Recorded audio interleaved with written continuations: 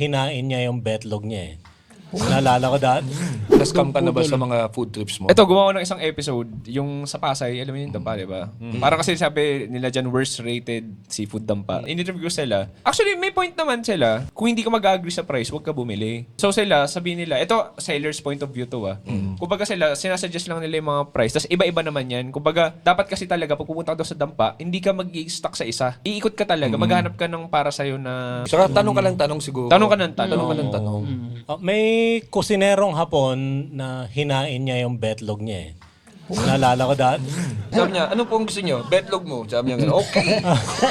Wow, ano ba? Ang Anong umabot ganda, sa ganun? sana ganito yung TV Patrol, no? Bigla may ganyang balita. Yung ano. Kumakain kayo. Oh, may plating pa siya. Ang ganda ng garnish ng betlog. Tapos may mga Nakakabit sesame pa oil. sa kanya. Hindi na. Ay, hindi na. Pinutol mo talaga. Ba't kaya hindi mailayo nung chef yung plato niya sa katawan niya?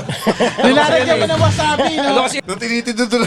Yung tinitiduduro. Wag mo tinuro na rin. Ano? Sip-sip lang. pag kinakain mo yan, nakatingin ka lang sa mata ko.